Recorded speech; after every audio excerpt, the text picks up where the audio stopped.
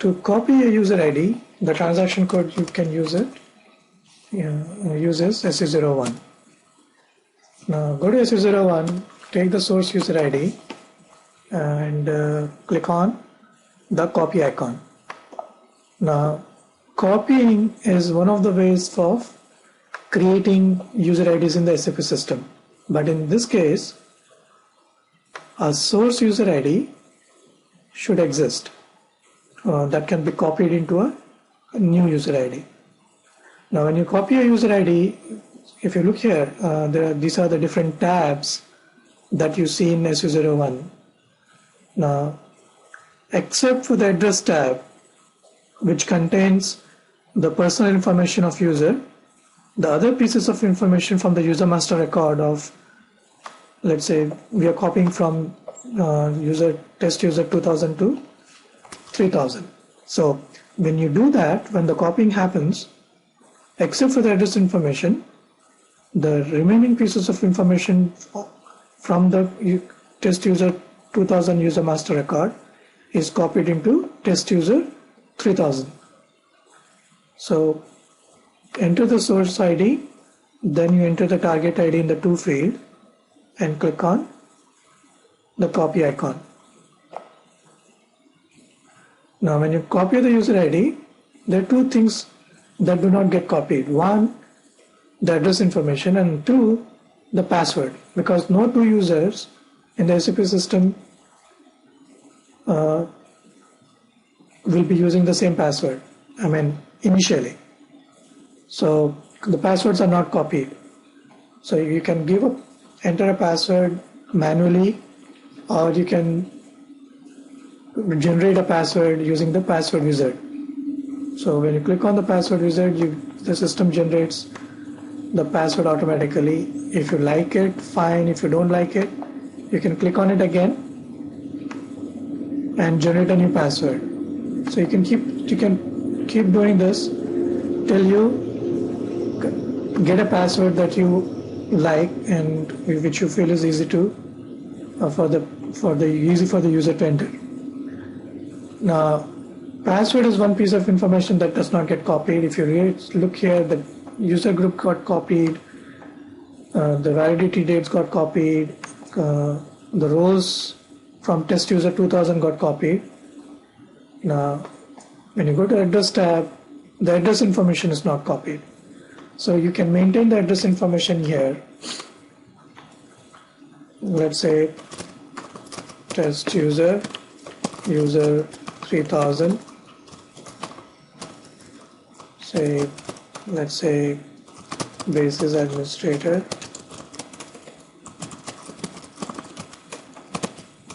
And go to telephone number, say 987.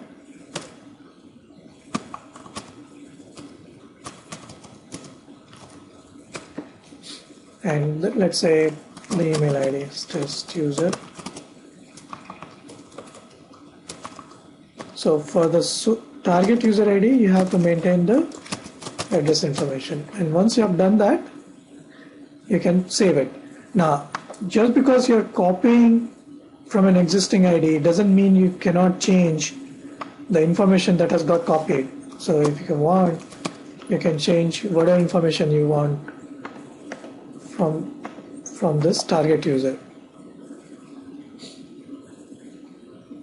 And once you make all the changes in the address tab and the password, and if at all you want to make any other change, make the change and click on the save icon. So when this now test user 3000 gets created in the SAP system with whatever information you have maintained. So this is another way of creating a user ID in the SAP system using the copy function. The first way is using the create option, in which case you'll have to fill in every piece of information from scratch. Now when you make a copy of a user ID, let's say I want to copy it again to say 4000. Now if I select, let's say, address tab, by default it's not selected, so that's why in the address tab the information was not there. But if you select the address tab, and which really does not make sense, You can click on copy icon, then you maintain the password, click on the address tab. The source information is copied to the target. So this information is coming from test user 3000. So if you want to make the changes to whatever you want.